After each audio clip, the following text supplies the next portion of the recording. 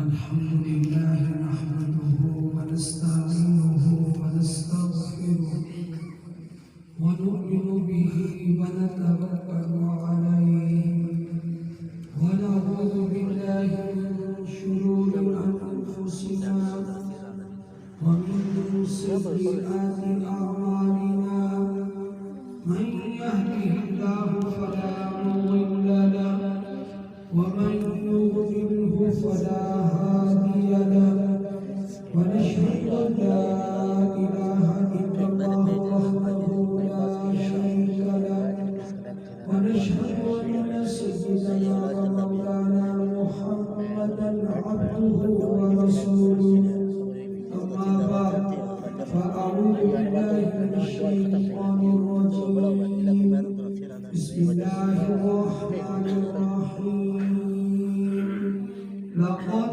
جاءكم رسول من أنفسكم عزيز عليه ما عنتم حريص عليكم بالمؤمنين رؤوف رحيم قال النبي صلى الله عليه وسلم إني لا أعرف حجرا بمكة كان يسلم علي قبل أن أبعث وإني لا أعرفه الآن صدق الله العظيم وصدق رسوله النبي الكريم اللهم صل على محمد وعلى آل محمد كما صليت على إبراهيم وعلى آل إبراهيم إنك حميد مجيد اللهم بارك على محمد وعلى آل محمد كما باركت على إبراهيم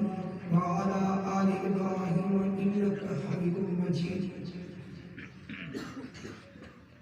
حضور اکرم صلی اللہ علیہ وآلہ وسلم سے اس امت کو جو عشق ہے، حضور سے جو محبت ہے، والہانہ تعلق ہے، حضرت صلی اللہ علیہ وآلہ وسلم کی عقیدت ہے، دلوں میں تعظیم ہے، احترام ہے، ادب ہے، یہ ایسی چیز ہے کہ دنیا کی کوئی طاقت مسلمانوں کے دلوں سے نبی کی محبت کو ختم نہیں کر سکتی۔ میں یہ سوچتا ہوں کبھی کبھی کہ 1400 سال بلکہ 1450 سال کہ لگ بھگ اتنی صدیوں کے بعد ہم لوگ اپنے نبی سے اتنی محبت کرتے ہیں صلی اللہ علیہ وآلہ وسلم۔ ان عاشقان رسول کا کیا حال ہوگا جنہوں نے اپنی آنکھوں سے نبی کو دیکھا؟ ان عاشقان رسول کا کیا حال ہوگا؟ ان محبان رسول کا کیا حال ہوگا؟ ان فدایان رسول کا کیا حال ہوگا؟ جان ساران نبی کا کیا حال ہوگا جنہوں نے حضور کو صبح بھی دیکھا، شام بھی دیکھا، جنہوں نے حضور کو دن کو بھی دیکھا، رات کو بھی دیکھا، جنہوں نے حضور کی پیچھے نمازیں بھی پڑھی، حضور کی تلاوت بھی اپنے کانوں سے سنی۔ ان محبان اور عاشقان کا کیا حال ہوگا جنہوں نے اپنی آنکھوں سے دل بھر کے، جی بھر کے حضور کا دیدار کیا ہوگا۔ ان عاشقان رسول کا کیا حال ہوگا اور کتنے وہ عشق میں پکے اور پختہ ہوں گے جنہوں نے نبی پاک صلی اللہ علیہ وآلہ وسلم سے بار بار مصافحہ کیا ہوگا۔ میں آگے بڑھنے سے پہلے آپ حضرات بس ادھر ادھر متوجہ ہونے کی بجائے اب جب ذکر رسول چل پڑا ہے، میری آواز آپ تک تو پہنچ رہی ہے نا؟ پہنچ رہی ہے؟ لیکن آپ لوگ بڑے محبت کرنے والے ہیں، ڈیرہ اسماعیل خان والے، لیکن مجھے یہ سمجھ نہیں آتی کہ محبت کرنے والے لوگ بکھر کے کیسے بیٹھے؟ جب وہ اکٹھے ہو کے کیوں نہیں بیٹھتے؟ یہ مجھے سمجھ نہیں آتی، ذرا یہ مجھے سمجھا دیں۔ اگر محبت والے لوگ ہیں تو یہ بکھر بکھر کے کیوں بیٹھے؟ قریب آ جائے، تھوڑا تھوڑا تکلیف فرمائے، قریب آ جائے۔ ساتھی یہاں سامنے سے تشریف لے آئے، جو جوان ساتھی ہیں تھوڑا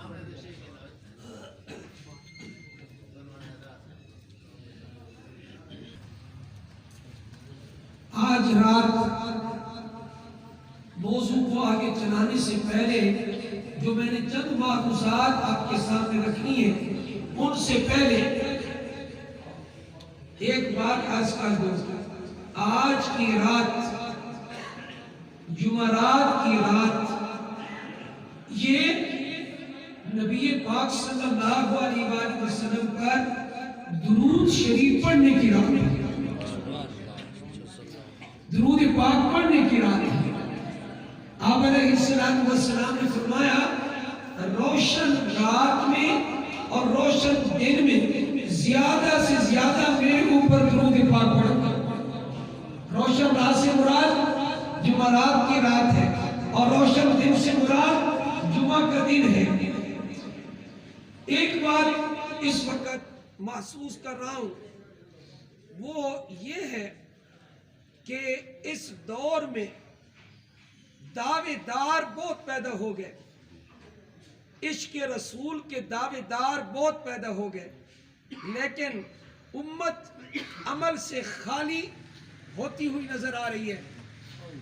لفاظ بن گئے اور الفاظ کا ذخیرہ جھاڑنے والے بن گئے، لیکن عمل کرنے والے ہم نہ رہے، ہمارے اندر تاثیر نہ رہی، ہمارے اندر اثر نہ رہا۔ ایک کتاب ہے ساعت باولیاء، اس کی نسبت سے ایک واقعہ عرض کرتا ہوں تاکہ کسی کو واقعہ سننے کے بعد درود پاک پڑھنے کا شوق پیدا ہو جائے تو اچھی بات ہے۔ ایک بزرگ گزرے، حضرت خواجہ قطب الدین بختیار کاکی رحمت اللہ علیہ۔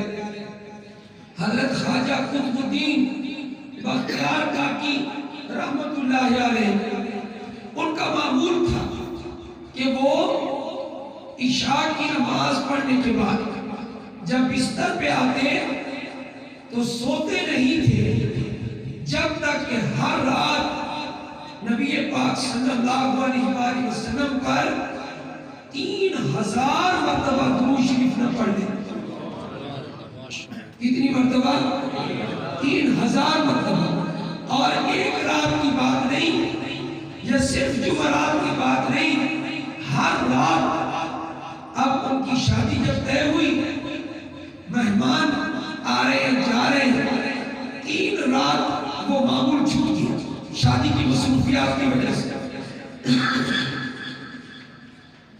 اس وقت ایک اور اللہ والے تھے، ان کو خواب میں نبی اکرم صلی اللہ علیہ وآلہ وسلم نظر آئے، آپ کی زیارت ہوئی تو آپ علیہ السلام نے فرمایا قطب الدین کو میرا پیغام پہنچا دو کہ 3 راتوں سے وہ تحفہ جو ہر رات ملا کرتا تھا درود شریف کا، 3 راتوں سے ہمیں موصول نہیں ہو رہی۔ حضور اکرم صلی اللہ علیہ وسلم نے یہ فرمایا۔ ہمارا عقیدہ ہے نا کہ جب ہم درود پڑھتے ہیں فرشتے پہنچاتے ہیں، اس کا عقیدہ ہے فرشتے پہنچاتے ہیں نا، اور جب ہم وہاں جاتے ہیں اور درود پڑھتے ہیں روضہ انور صلی اللہ علیہ وآلہ وسلم پر، خود نبی اکرم اپنے کانوں سے سنتے ہیں صلی اللہ علیہ وآلہ وسلم۔ اس لیے یہ رات بڑی قیمتی رات ہے۔ تو اس بزرگ نے جب حضرت خواجہ قطب الدین بختیار کاکی رحمت اللہ علیہ کو نبی علیہ السلام کا پیغام پہنچایا، اتنے روئے جس کی کوئی حد نہیں، پھر عمر بھر 3000 کا ناغہ نہیں کی۔ ایک رات کی بات نہیں، ہمارے پاس گھنٹوں عام گفتگو کے لیے ہے، تبصرہ کرنے کے لیے ہے، سیاست کے لیے ہے، غیبت کے لیے ہے، جھگڑوں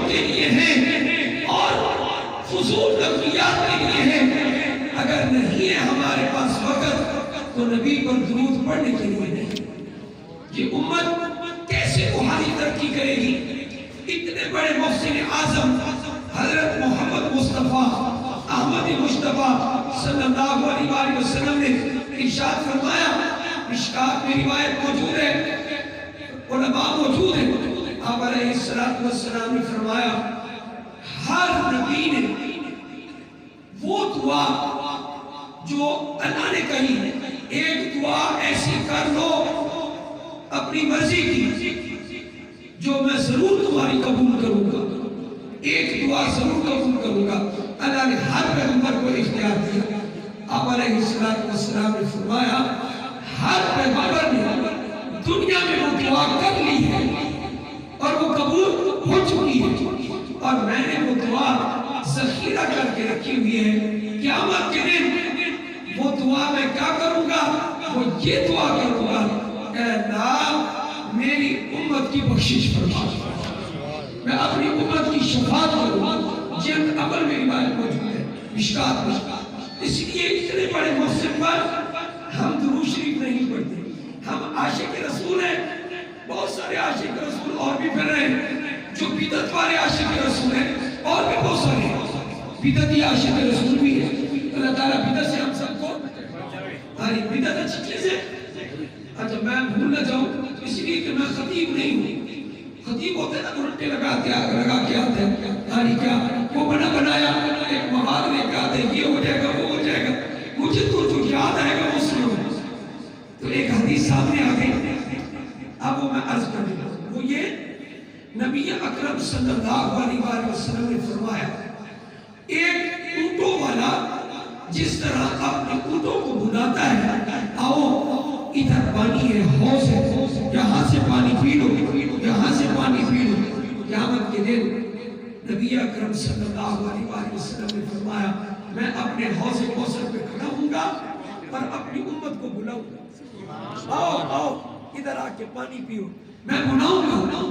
فرمایا کیسے بلاؤں گا؟ صاحب الابل کی طرح، اونٹ والے کی طرح میں بلاؤں گا، آؤ میرے پیاسے امت، آؤ میرے حوض سے سیراب کرو، میرے حوض سے پانی پیو۔ اللہ ہم سب کو نصیب فرمائے، کیونکہ حوض کوثر کا پانی جس نے ایک مرتبہ پی لیا لا یظمأ ابدا، اس کو کبھی پیاس۔ اتنا عمدہ پانی حوض کوثر۔ نعرہ تکبیر، تاج و تخت ختم نبوت، شان رسالت، ناموس صحابہ، نعرہ تکبیر۔ تو عرض میں کر رہا ہوں حدیث مکمل سنیں اور اپنے دل میں بٹھائیں، اپنے احباب کو سنائیں، دوستوں تک پہنچائیں۔ خطرناک ایک چیز سے ہمارے نبی نے آگاہ کیا صلی اللہ علیہ وسلم۔ حضرات ماشاءاللہ ڈیرے والے دیندار لوگ ہیں، محبت کرنے والے، جو درود نہیں پڑھتا، حضور علیہ السلام نے کیا فرمایا؟ یہ سب سے بڑا بخیل ہے، جو میرے اوپر درود نہ پڑھے یہ سب سے بڑا بخیل ہے۔ البخیل یہ من ذکرت عندہ فلم یصلی علیہ، جس کے سامنے میرا تذکرہ ہو اور وہ میرے اوپر کیا نہ پڑھے، درود نہ پڑھے، وہ بخیل ہے، کامل بخیل ہے۔ البخیل پر الف لام کمال کا ہے، یعنی کمال درجے کا بخیل ہے البخیل۔ جس طرح یہ المال البت، یہ تو المال پر الف لام کون سے کمال کا ہے، اس طرح البخیل پر بھی اعلیٰ درجے کا کمال کا الف لام ہے۔ یہ مکمل کامل درجے کا بخیل کون ہے؟ یعنی کہ جو درود شریف نہ پڑھے صلی اللہ پڑھے صلی اللہ علیہ وسلم۔ پھر وہ دوسرے قسم کے عاشق رسول کہیں گے یہ درود ہی نہیں پڑھتے، تو ہم پڑھ رہے ہیں نا صلی اللہ علیہ وسلم۔ تو آج کا نام حدیث مکمل سنیں، بہت ایک خطرناک چیز سے ہمارے پاک نبی صلی اللہ علیہ وسلم نے آگاہ کیا۔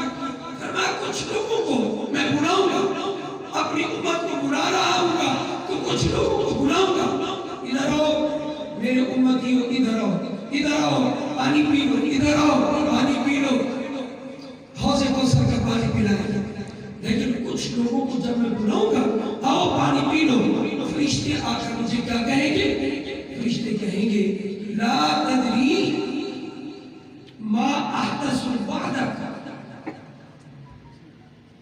ऐ नबी सल्लल्लाहु अलैहि वसल्लम, आपको मालूम नहीं है इन्होंने क्या क्या दीन में इजादात कर दी थी, बिदअत कर दी थी। ये वो लोग हैं और इनको आप अपने हौज़े कौसर से पानी न पिलाएं। ये कौन कहेंगे? फरिश्ते। अल्लाह ने क्या ड्यूटी लगाई है उनकी? बिदअतियों को मेरे नबी के हौज़े कौसर के करीब नहीं आने देना, ये ड्यूटी लगाई थी।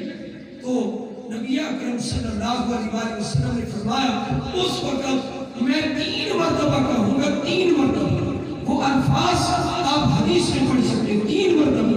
फसोहकन फसोहकन फसोहकन, दूर हो जाओ, दूर हो जाओ, दूर हो जाओ। ऐसे लोगों का मैं मुंह देखना भी गवारा नहीं करता जिन्होंने मेरे दीन में बिदअत को कर दिया। नारे तकबीर, ताज तख्त खत्म नबूवत, अज़मत सहाबा, शान सहाबा, मकाम सहाबा, फरमा इत्तिहादी। याद रखिए कि अगर आपने कोई बिदअत इजाद की, उसके बाद हौज़े कौसर से आपको मालूम होना पड़ेगा। अल्लाह ताला हम सबको महफूज रखे। कल का दिन इसको मेरी गुजारिश ये होगी, आप इसको ईद का दिन न कहें, इसलिए कि इस्लाम में ईदें सिर्फ 2 है। कौन कौन सी? ईद उल फितर और ईद उल अज़हा। हदीस है, सिहा की हदीस है। नबी अलैहिस्सलातु वस्सलाम जब हिजरत करके मक्का मुकर्रमा से मदीना तैयबा तशरीफ लाए, वहां पर अलैहिस्सलातु वस्सलाम ने सहाबा को देखा, 2 दिन खुशी मनाते थे। फरमाया ये क्या दिन है? फरमाया ज़माना जाहिलियत से हम लोग ये 2 दिन ईद मनाते आ रहे हैं। आप अलैहिस्सलातु वस्सलाम ने फरमाया इन 2 दिनों को छोड़ दो, अल्लाह ने इनके बदले तुम्हें और 2 दिन दे दिए हैं। वो कौन से अच्छे 2 दिन, बेहतर, खैर, खैर का लफ्ज़ हदीस में है। वो कौन से 2 दिन दे दिए? ईद उल फितर और ईद उल अज़हा। ये 2 ईदें हैं इस्लाम में, इससे ज्यादा कोई ईद नहीं है। ये याद रखे, इसको न ईद हुजूर ने बनाया, इसको न ईद अबू बकर ने बनाया, इसको न ईद उमर फारूक ने बनाया, इसको न ईद उस्मान गनी ने बनाया, न हैदर कर्रार ने बनाया, न किसी सहाबी ने बनाया, और न ही आले बैत में से किसी ने ईद बनाई, और न ही हमारे अइम्मा अरबा फुक़हा उन्होंने इसको ईद नहीं बनाया, मुहद्दिसीन ने इसको ईद नहीं बनाया। हत्ता कि इसको शेख अब्दुल कादिर जिलानी रहमतुल्लाह अलैह ने भी ईद का नाम नहीं किया, इसलिए कि वो जानते थे कि अगर हम इजाफा करेंगे तो ये बिदअत है। वकुल्लु बिदअतिन ज़लाला वकुल्लु ज़लालतिन फिन्नार। बिदअत का अंजाम अच्छा नहीं। इसलिए आप हज़रात अपने अहबाब को समझाएं सुन्नत क्या है और बिदअत क्या है। मैंने बिदअत का अंजाम तो आपके सामने बयान कर दिया, तो अब दिल करता है सुन्नत का जो नतीजा है वो भी आपके सामने अर्ज कर दूं, जरूर कर दूं। अनस इब्न मालिक रज़ी अल्लाह तआला अन्हु, किससे रिवायत है? सहाबी रसूल हजरत अनस बिन मालिक रज़ी अल्लाह तआला अन्हु इरशाद फरमाते हैं, फरमाया नबी अकरम सल्लल्लाहु अलैहि वसल्लम ने, मन अहब्ब सुन्नती फक़द अहब्बनी, जिसने मेरी सुन्नत से मोहब्बत की बेशक उसने मुझ मोहम्मद से मोहब्बत की। जिसने किससे मोहब्बत की? सुन्नत से। उसने मुझसे मोहब्बत की, चाहे वो नारे ना लगाए, चाहे वो कोई जश्न न मनाए, चाहे वो मजालिस कायम करे ना करे, लेकिन जिंदगी उसकी सुन्नत के मुताबिक हो। तो क्या सुन्नत के मुताबिक होगी? तो फरमाया इसने मुझसे मोहब्बत की। असल मोहब्बत का तरीका क्या है? सुन्नत से मोहब्बत करना, सुन्नत पे चलना। हमारे नबी ने क्या किया, किस मौके पे कौन सा काम किया, ये है असल सुन्नत। और आगे हदीस में है वमन अहब्बनी, और जिसने सुन्नत पर चल के मुझसे मोहब्बत की, काना माइया फिल जन्नह, वो जन्नत में मेरे साथ हो। सुन्नत का अंजाम क्या है जी? جنت صرف جنت نہیں بلکہ جنت میں حضور کا قرب، جنت میں حضور کا جتنا بندہ متبع سنت ہوگا اتنا حضور کا قرب نصیب ہوگا، اور جتنا بدعت کرے گا اتنا حضور سے دور ہوتا جائے گا۔ اس لیے بدعات کے قریب نہ جائیں، بلکہ میں تو آپ کو وہ حدیث سناتا ہوں۔ سب سے پہلے امام اہل سنت حضرت مولانا فیاض خان صفدر رحمہ اللہ کی کتاب راہ سنت میں پڑھا تھا، ہمارے استاد جی بھی ہیں، پھر مشکات میں خود میں نے جلد اول میں وہ حدیث پڑھی۔ وہ کیا تھی؟ ادھر دیکھیں کہ یہ دعا ہم کرتے ہیں نا، بعض لوگ ہاتھ یوں اٹھا لیتے ہیں۔ حضرت عبداللہ بن عمر صحابی رسول رضی اللہ تعالی عنہ نے دیکھا ایک آدمی کیوں دعا مانگ رہا ہے، تو آپ نے فرمایا فَإِنَّ رَفْعَكُمْ أَيْدِيَكُمْ هَذِهِ بِدْعَةٌ، فرمایا اتنے ہاتھ اٹھانا اونچے ایسا تو ہم نے نبی کے زمانے میں نہیں دیکھا۔ تم نے ہاتھ سینے سے بھی اوپر اٹھا لیے، دعا مانگو ہاتھ کہاں رکھو۔ اللہ اکبر، تاج و تخت ختم نبوت، نعرہ تکبیر، تو ہاتھ تمہارے جو ہیں اوپر کیوں اٹھے ہیں؟ حالانکہ دیکھو دعا کر رہا ہے اور دعا کرنے میں ہاتھ سینے سے اوپر چلے گئے، تو کہا یہ ہاتھ اٹھانا تمہارا اتنا اونچا جو نبی کے زمانے میں صحابہ نہیں اٹھاتے تھے، خود حضور بھی اتنے اونچے ہاتھ دعا میں نہیں اٹھاتے تھے۔ ایسا طریقہ جو صحابہ کے خلاف، نبی کے خلاف ہے، یہ بدعت ہے۔ آپ نے جب یہ کہا یہ بدعت ہے، آپ خود دیکھیں کہ آج کل جو حال ہو چکا ہے دین کا، اگر صحابہ اپنی آنکھوں سے دیکھتے کہاں تک پہنچا دیا، اتنا بھی برداشت نہیں کر رہے کہ دعا میں ہاتھ زیادہ اونچے ہو جائے۔ بدعت کے صحابہ سخت خلاف تھے۔ ایک اور حدیث سنا دے، حضرت عبداللہ ابن مسعود رضی اللہ تعالیٰ عنہ کوفہ کی مسجد میں داخل ہوئے، دیکھا تو کیا دیکھا؟ کچھ لوگ اونچی اونچی ذکر کر رہے ہیں، کچھ لوگ مسجد میں اونچا اونچا ذکر کر رہے ہیں، اور مسجد میں آواز پھیلی ہوئی، اور جب مسجد میں آواز پھیلی ہوئی ہے تو حضرت عبداللہ بن مسعود رضی اللہ تعالیٰ عنہ نے کیا فرمایا؟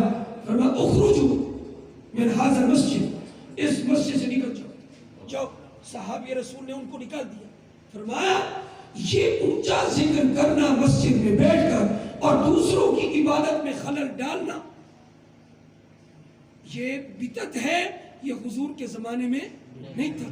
اگر مسجد میں آ کر عبادت کرنی ہے، کسی نے قرآن پڑھنا ہے، کسی نے ذکر کرنا ہے، آہستہ آواز میں کرے، اونچا اونچا نہ کرے۔ آج کل تو لگے ہوئے اللہ اللہ مسجد میں، دوسروں کو عبادت بھی نہیں کرنے دیتے، وہ شو والے بھی آئے ہوئے شاہ شاہ شو کرتے رہتے ہیں اور دوسروں کی عبادت میں خلل ڈالتے ہیں۔ یاد رکھو وہ طریقہ اپناؤ جو نبی اکرم صلی اللہ علیہ وسلم نے اپنایا ہے، وہ سنت ہے۔ اس لیے آپ کو سنت پہ چلنا ہوگا، اور اگر جنت حاصل کرنی ہے اس کے علاوہ اور کوئی طریقہ نہیں ہے۔ میں بار بار دعا کرتا ہوں اللہ ہم سب کو دو چیزوں سے بچائے، باقی گناہوں سے بھی بچائے، دو گناہ خصوصاً، اللہ ہمیں شرک سے بھی بچائے، اللہ ہمیں بدعت سے بھی بچائے۔ نعرہ تکبیر، نعرہ رسالت، علماء دیوبند زندہ باد، مولانا پیر سلف خار صاحب۔ آگے میں عرض کرتا ہوں، توجہ فرمائیں، باقی نبی علیہ السلام کی شان کیا ہے؟ اگر آپ کہیں کہ میں حدیث سے بیان کروں، قرآن سے بیان کروں، قرآن مجید میں وَرَفَعْنَا لَكَ ذِکْرَکَ، ہم نے آپ کے لیے آپ کا تذکرہ بلند کر دیا۔ آپ خود بتائیں، فرانس جو کچھ کر رہا ہے، خاکے چھاپ رہا ہے اور وہ آویزہ کر رہا ہے، کہاں پہ؟ سرکاری عمارتوں پر۔ اس کا مطلب ہے اس کام کی سرکاری سرپرستی کی جا رہی ہے، کھول کے سامنے آ رہا ہے، یہ سب کچھ کر رہا ہے تاکہ محمد کی شان میں کمی آئے صلی اللہ علیہ وآلہ وسلم۔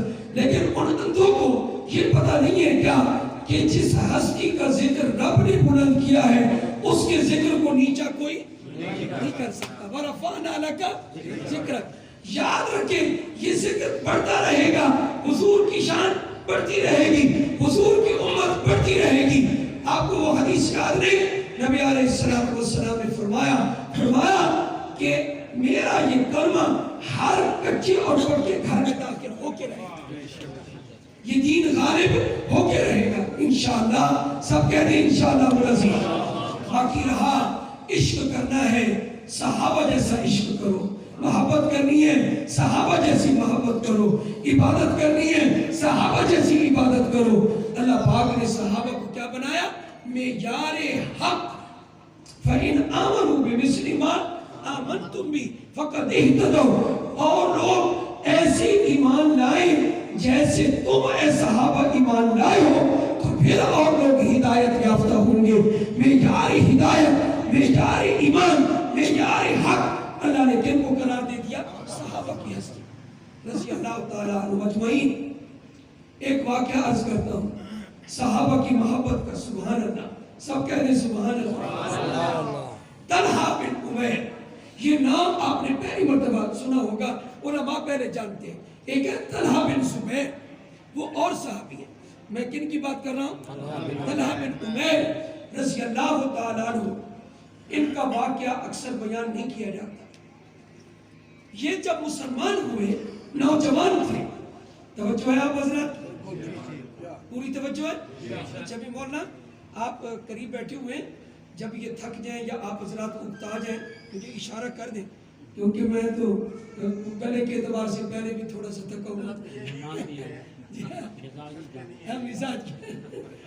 تو عرض یہ کر رہا ہوں کس کا میں قصہ سنانے لگا؟ حضرت طلحہ بن عبید رضی اللہ تعالیٰ عنہ صحابی رسول کا. جب وہ ایمان لائے تو نوجوان تھے، ایمان لانے کی خوشی میں ان سے رہا نہ کیا. اللہ پاک نے حق سینے میں داخل کر دیا، دل میں داخل کر دیا. اتنی خوشی ہوئی ان کو اسلام لانے کی کہ اللہ نے مہربانی فرمائی ہے کہ سیدھا راستہ میرے اوپر کھول دیا. بڑی خوشی ہوئی، بڑی خوشی ہوئی. اچھا آپ یہ بتائیں آگے چلنے سے پہلے، آپ مسلمان ہیں، آپ کو اپنے مسلمان ہونے کی خوشی ہے؟ بولے بولے ذرا کلمہ پڑھ کے بتائیں کیا خوشی ہے؟ لا الہ الا اللہ محمد رسول اللہ ان الدین عند اللہ الاسلام ومن یبتغی غیر الاسلام دینا فلن یقبل منہ. قیامت کے دن اگر کوئی اسلام مذہب قبول ہوگا، دین قبول ہوگا تو وہ کون سا دین؟ اسلام. اللہ کیا معتبر دین دین اسلام ہے، یہ قبول ہوگا. ان الدین عند اللہ الاسلام. تو حضرت جب مسلمان ہوئے حضرت طلحہ بن عبید رضی اللہ تعالیٰ عنہ اتنے خوش ہوئے کہ فرد محبت میں اور فرد عقیدت میں جوش محبت میں آ کر حضور اکرم صلی اللہ علیہ وسلم کے ہاتھ چومنے لگے، حضور کے ہاتھوں کو بوسہ دینے لگے، حضور کے ہاتھ چومے. پھر ہاتھ چوم کر چھوڑ دیتے، فرمایا نہیں، پھر حضور کا چہرہ چوما. کس خوشی میں؟ مجھے اسلام کی دولت مل گئی، آپ کی برکت سے مل گئی. اور آگے کیا لکھا حضرات نے؟ فرمایا لپٹ گئے، حضور کو جپھی ڈال لی. حضرت طلحہ بن عبید رضی اللہ تعالیٰ عنہ جپھی ڈال لی حضور اکرم صلی اللہ علیہ وآلہ وسلم کو. اچھا پھر بھی نہیں چھوڑا حضور کو، پھر حضور کے پاؤں کو چومنے لگے، پاؤں کو بوسہ دینے لگے. حضرت طلحہ بن عبید رضی اللہ تعالیٰ عنہ آپ صلی اللہ علیہ وآلہ وسلم سمجھ گئے اس وقت جو اس کو خوشی نصیب ہوئی اسلام ملنے کی وجہ سے وہ سنبھالی نہیں جا رہے اور یہ اپنے آپ کو کنٹرول نہیں کر رہے. اس لیے چلو کوئی بات نہیں، اظہار محبت کر رہے ہیں تو ان کو کرنے دیں. اور میں تو آج بھی کہتا ہوں اگر مجھے موقع ملتا تو میں بھی یہی کرتا. آپ کے بھی جذبات یہی ہیں یا نہیں؟ ہمیں اپنے نبی سے بڑی محبت ہے. ہر رشتہ کمزور پڑ سکتا ہے، نبی والا رشتہ کبھی کمزور نہیں پڑ سکتا. الحمدللہ گناہگار سے گناہگار امتی بھی اپنے نبی پر ہر وقت فدا ہونے کے لیے، جان قربان کرنے کے لیے تیار، الحمدللہ تیار. تو عرض کیا کر رہا ہوں، چومنے لگے، ہاتھ چومنے لگے، پاؤں چومنے لگے، جسم چومنے لگے اور جپھی ڈالنے لگے. آپ علیہ السلام ان کو دیکھتے رہے، یہ کیا کر رہے ہیں، چلو کر لو جو کچھ کرنا ہے کر لو. تو جب آپ صلی اللہ علیہ وسلم کو چھوڑا تو آگے ایک جملہ بولا، حضرت طلحہ بن عمیر نے رضی اللہ تعالیٰ عنہ، جاگ رہے ہیں آپ حضرات جی؟ یعنی جاگ رہے ہیں سارے حضرات؟ نعرہ تکبیر، وہ تو جو میں اور لوگوں سے پوچھ رہا ہوں، کیونکہ بعض علماء نے تو ساتھیوں نے مجھے یہ کہا جی ہم نے آپ کی تقریر سن کے کل جمعہ پڑھا دے، وہ تو جاگ رہے ہیں، ہاں انہوں نے تو جمعہ پڑھا ہے کیونکہ کل انہوں نے مطالعہ نہیں کرنا، یہی بیان کرنا، لیکن آپ حضرات دوسرے بھی جاگ رہے ہیں. تو عرض یہ کر رہا ہوں کہ انہوں نے جب آپ صلی اللہ علیہ وسلم کو چومنا چھوڑا، چوم کے فارغ ہوئے تو ایک جملہ کہا، کہنے لگے اے اللہ کے رسول صلی اللہ علیہ وآلہ وسلم، آپ مجھے جس بات کا بھی حکم دیں گے میں وہ بات پوری کروں گا،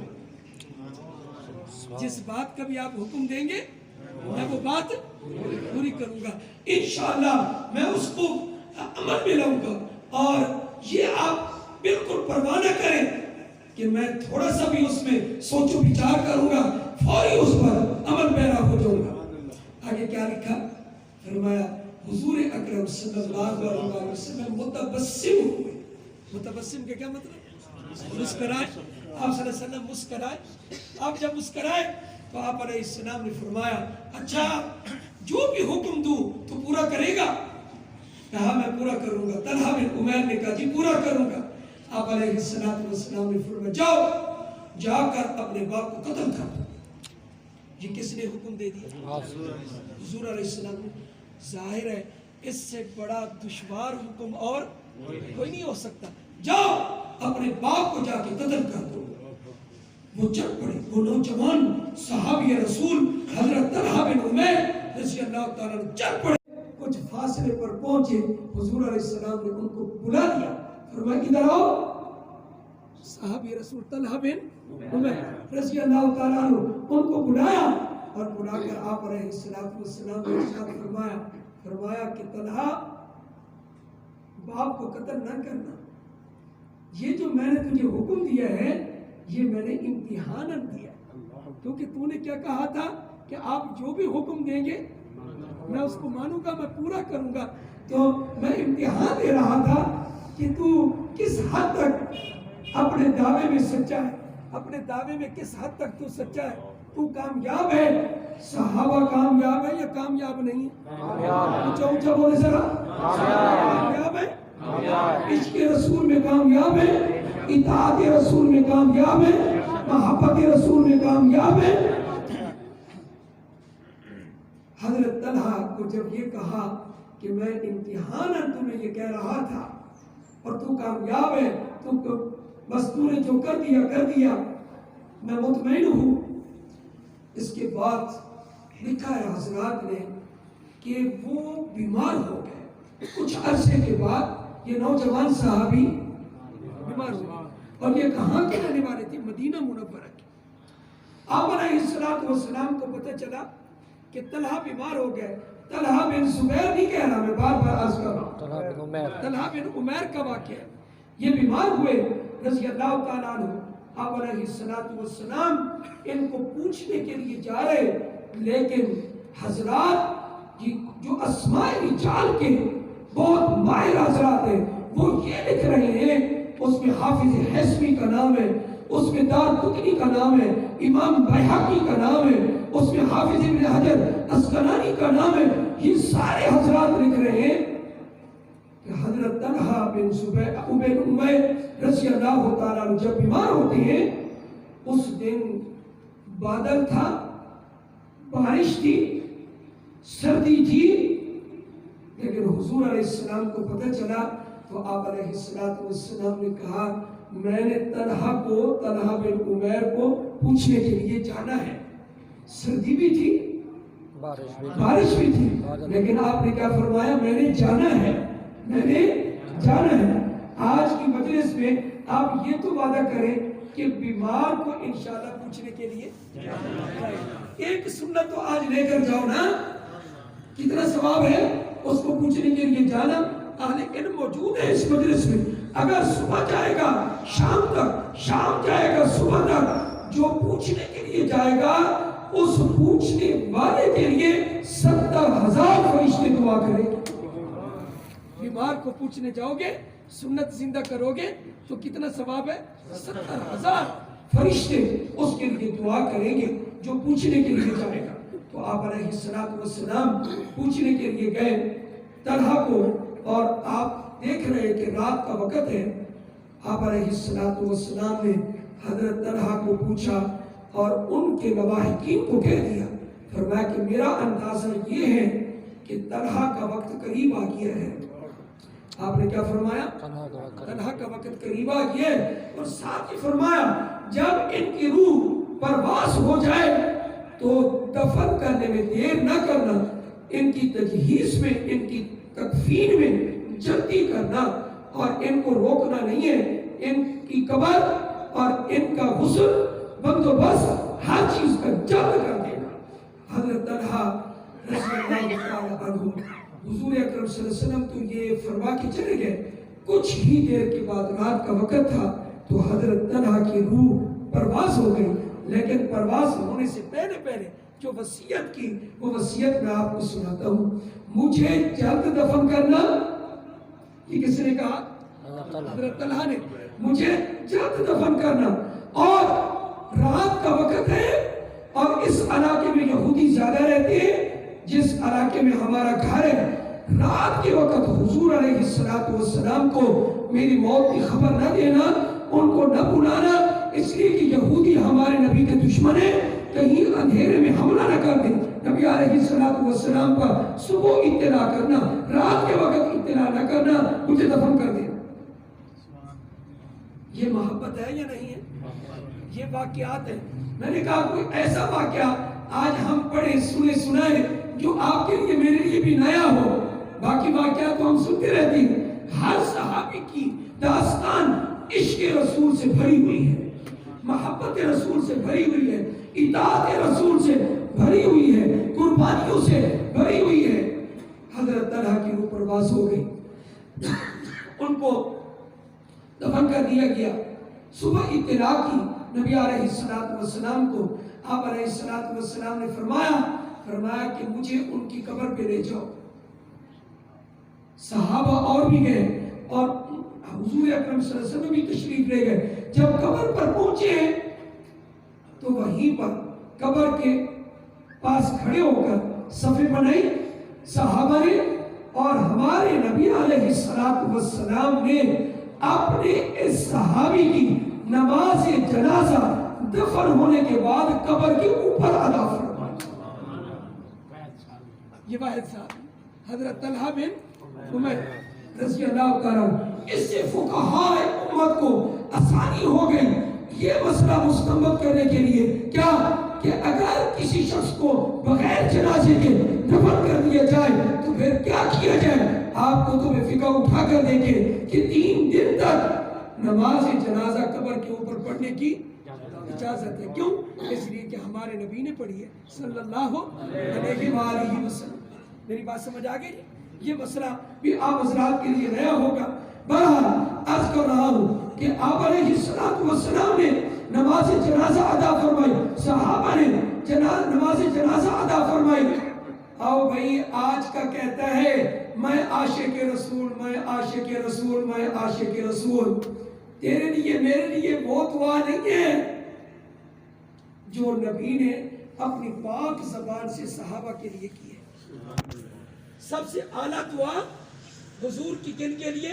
صحابہ کے لیے۔ اب دعا سنیں، آپ جب دفن سے فارغ ہوئے، جنازے سے فارغ ہوئے تو آپ علیہ السلام نے کیا دعا فرمائی؟ حضرت طلحہ بن عمیر کے لیے رضی اللہ تعالیٰ عنہ کے لیے، اے اللہ، اے میرے اللہ، طلحہ بن عمیر سے اس حال میں تو ملاقات کر، طلحہ بن عمیر سے اس حال میں تو ملاقات کر کہ تو اس کو دیکھ کر ہنستا ہو اور وہ تجھے دیکھ کر ہنسے۔ یہ نبی اکرم صلی اللہ علیہ وآلہ وسلم نے کن کے لیے دعا فرمائی؟ طلحہ بن عمیر کے لیے۔ جب میں نے یہ واقعہ پڑھا تو یہ واقعہ مجھے اتنا پسند آیا، میں نے کہا یہ پہلی مرتبہ میں نے واقعہ اتنی دلچسپی سے پڑھا ہے۔ یہ صرف اور صرف سفر میرا جاری ہے، دوران سفر میں نے اس کا مطالعہ کیا میں نے کہا سب سے پہلے ڈیرہ اسماعیل خان میں یہ واقعہ سنائیے. یہ تحفہ ہے اور واقعہ میرے لیے بھی یہ نیا واقعہ تھا. اس سے ہم صحابہ کا عشق سمجھ سکتے ہیں, محبت سمجھ سکتے ہیں, نبی اکرم صلی اللہ علیہ وسلم کے صحابہ کا مقام سمجھ سکتے ہیں. اور بات یہ ہے ہمارے لیے ہمارا والد دعا کرے, ہمارا استاد دعا کرے, کوئی نیک آدمی دعا کرے, ہم خوش ہوتے ہیں. صحابہ کے لیے دعائیں خود اللہ کے نبی نے کی صلی اللہ علیہ وآلہ وسلم. ختم نبوت کی حفاظت آپ کی ذمہ ہے, میرے ذمہ ہے. دفاع صحابہ میرے بھی ذمہ ہے, آپ کی بھی ذمہ ہے. آپ ختم نبوت کے لیے تیار ہیں؟ ختم نبوت کے لیے, دفاع صحابہ کے لیے آپ تیار ہیں؟ جی یاد رکھیں نبی اکرم صلی اللہ علیہ وآلہ وسلم نے لعنت کا حکم جو دیا ہے, لعنت کرو, لعنت کرو. آپ کو پتہ ہے کہ یہ کس موقع پہ فرمایا لعنت کرو؟ حالانکہ حضور تو رحمت تھے, وما ارسلناک الا, لیکن ایک موقع پہ حضور کو اتنا دکھ ہو رہا ہے, فرمایا لعنت کرو, تو لعنت کرو. وہ کون سی حدیث ہے؟ فرمایا اذا رأیتم الذین یسبون اصحابی فقولوا لعنت اللہ علی شرکم. کیا جب ان لوگوں کو دیکھو جو میرے صحابہ کو گالی دیتے ہو تو کہو تمہارے اس شر پر خدا کی لعنت ہے. میری بات سمجھ آئیے یا نہیں ہے؟ اس لیے آپ لوگ حضرت مولانا ادریس کاندلوی رحمت اللہ علیہ کی بات کو یاد رکھیں. فرمایا تولا بے تبرہ نیس, تولا بے تبرہ نیس. اگر آپ کسی سے دوستی کرتے ہیں تو آپ کی دوستی اس وقت تک کامل نہیں ہو سکتی جب تک آپ اپنے دوست کے دشمن سے بیزاری کا اعلان نہ کریں. آپ اپنے دوست کے دشمن کے بارے میں کہیں ہمارا ان سے کوئی تعلق نہیں ہے. جی یہ ہے اصل میں مولانا ادریس کاندلوی نور اللہ مرکزہ نے اپنی مایا ناز تفسیر معارف القرآن میں, دو معارف القرآن ہے, مولانا کی تفسیر میں یہ موجود ہے, پارہ نمبر 12 میں موجود ہے. اس لیے ہم ان سے بیزاری کا اعلان کرتے ہیں جو ختم نبوت کے منکر ہیں, ان سے بھی بیزاری کا اعلان کرتے ہیں جو ابو بکر کا منکر, جو صحابہ کا منکر ہے. اس لیے کہ ختم نبوت بھی ہمارا ایمان ہے اور صحابہ بھی ہمارا ایمان ہے. میں انہی الفاظ پہ اپنی تقریر کو ختم کروں گا. اللہ تعالیٰ ہم سب کو بدعات سے محفوظ رکھے, اللہ ہمیں شرک سے محفوظ رکھے. باقی رہ گئی یہ بات کہ حضور کی ولادت کب ہوئی ہے, تو راجح قول کے مطابق میرے اور آپ کے سردار, اس امت کے سردار کی ولادت جمہور کے قول کے مطابق 9 ربیع الاول کو ہوئی ہے. یہ کب ولادت ہوئی ہے جی؟ 9 ربیع الاول کو ولادت ہوئی ہے. یہ جمہور کا قول ہے. حافظ ابن حجر اسقلانی فرماتے ہیں 2 کو ولادت ہوئی ہے, اور حضرت عبداللہ بن عباس اور حضرت جبیر بن مطعم رضی اللہ تعالی عنہما فرماتے ہیں 8 کو ولادت ہوئی ہے. لیکن 12 کا تو یہ قول ہی نہیں کرتے, یہ حضرات 12 کا تو قول ہی نہیں کرتے. صحابہ سے نہیں ملتا یہ قول 12 والا. اس لیے کہ اکثریت محدثین کی جنہوں نے قول اختیار کیا وہ کون سا قول ہے؟ اچھا ایک جاتے جاتے مسئلہ بیان کر دوں. آپ حضرات حیران ہوں گے لیکن میری بات پوری سنیں پھر آپ کو سمجھ آئے گی. میں برملا آپ کے سامنے عجیب بات کہہ رہا ہوں. کیا ہمارے نبی علیہ السلام نے اپنا یوم ولادت منایا ہے؟ عجیب بات نہ ہوگی. سارے علماء ہمارے مسلک کے کہہ رہے ہیں کیا کہ نہیں منایا, لیکن میں کہہ کے جا رہا ہوں منایا ہے. لیکن آپ وضاحت تو سنیں نا پہلے. اپنا یوم بولے ذرا سارے آپ کہہ دیں یوم ولادت منایا. مسلم شریف میں حدیث موجود ہے, توجہ کے ساتھ اٹھے نہیں, مسلم شریف کی حدیث سنیں آپ. مسلم شریف میں ہے نبی اکرم صلی اللہ علیہ وآلہ وسلم ہر ہفتے میں 2 دن نفلی روزہ رکھتے تھے. 2 دن, جمعرات کا دن یوم الخمیس, سوموار کا دن یوم الاثنین. آپ یوم الاثنین کو بھی روزہ رکھتے تھے, یوم الخمیس کو بھی روزہ. آپ سے پوچھا گیا کہ جمعرات کو روزہ کیوں رکھتے ہیں؟ آپ علیہ السلام نے فرمایا ہفتے بھر کے اعمال اللہ کے حضور پیش ہوتے ہیں, تو میں اس بات کو پسند کرتا ہوں کہ جب میرے اعمال پیش ہوں تو میں روزے کے ساتھ ہوں. یہ تو ہے جمعرات کا دن. آپ یوم الاثنین اس میں آپ روزہ کیوں رکھتے ہیں؟ سوموار کو روزہ آپ کیوں رکھتے ہیں؟ تو مسلم شریف کی حدیث ہے ھذا اليوم الذی ولدت فیہ، یہ وہ دن ہے کہ جس میں میری پیدائش کی. سوموار کے دن کیا ہوئی؟ لیکن نبی اکرم صلی اللہ علیہ وسلم نے سال کے بعد اپنا دن نہیں منایا. سال کے بعد ایک دن نہیں منایا، بلکہ کب منایا؟ ہر ہفتے، ہر سوموار کو. اچھا یہ بھی عجیب بات ہے، کیا آپ علیہ السلام نے تاریخوں کو دیکھ کر نہیں منایا؟ آج کون سی تاریخ ہے؟ 12 ہے، آج کیا 9 ہے، آج کیا ہے 8 ہے، آج 2 ہے. آج یہ تاریخ کو مد نظر نہیں رکھا، دن کو مد نظر رکھا کہ دن کون سا ہے. کون سا دن ہے جی؟ سوموار. تو جب آپ نے سوموار کو روزہ رکھا، فرمایا اس دن اس لیے میں روزہ رکھتا ہوں کہ میری اس میں کیا ہوئی ہے؟ ولادت اور پیدائش ہوئی ہے. تو آپ نے اپنی ولادت کا دن منایا، لیکن کس طریقے سے روزہ رکھ کر. پر آپ کو معلوم ہے کہ جس دن روزہ رکھا جاتا ہے اس دن عید نہیں ہوتی. یہ تو آپ کو معلوم ہے، اس لیے واضح کر دیا کیا کہ آج عید کا دن نہیں ہے. کیونکہ آپ رمضان المبارک میں روزہ رکھتے ہیں تو رمضان کے اندر تو عید نہیں آ جاتی نا. رمضان گزارنے کے بعد عید آتی ہے نا، شوال میں آتی ہے نا. اس لیے روزہ رکھ کر امت کو سبق دے گئے کیا میرا یوم اگر منانا ہو روزہ رکھ کر مناؤ. سوموار کو مناؤ، جمعرات کو روزہ رکھو. اگر تم نے میرے طریقے سے منہ پھیرا فمن راغب عن سنتی فلیس منی، جس نے میری سنت سے اعراض کیا اس کا مجھ سے کوئی تعلق نہیں ہے.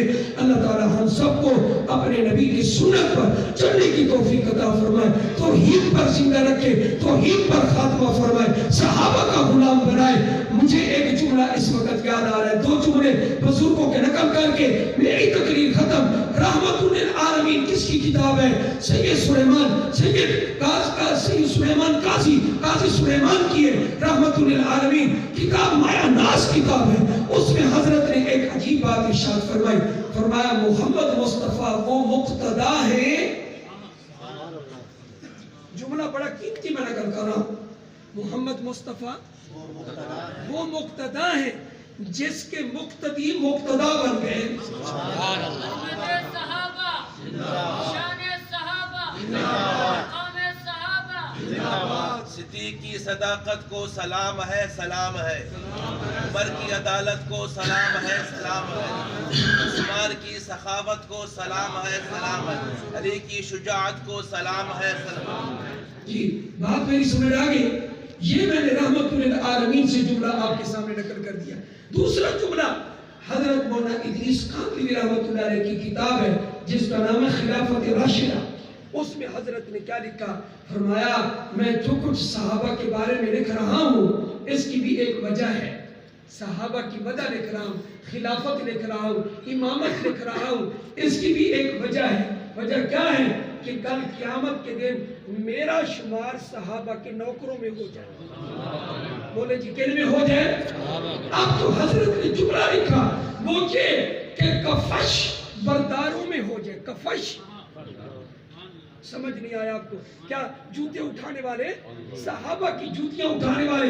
فرمایا اس لیے کہ کوئی بڑا آدمی کسی بڑی جگہ میں داخل ہوتا ہے نا تو وہاں کے دربان اس کو کہتے ہیں میاں تو چھوٹا آدمی ہے تو اندر نہیں جا سکتا، یہ بڑے لوگ جا سکتے ہیں تم نہیں جا سکتے.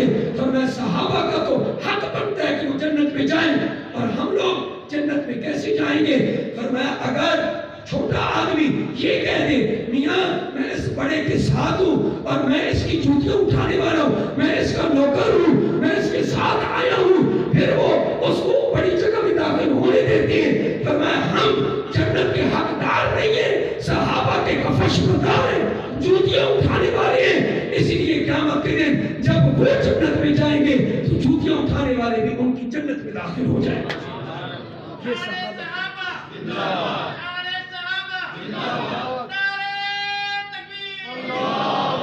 وآخر دعوانا ان الحمد لله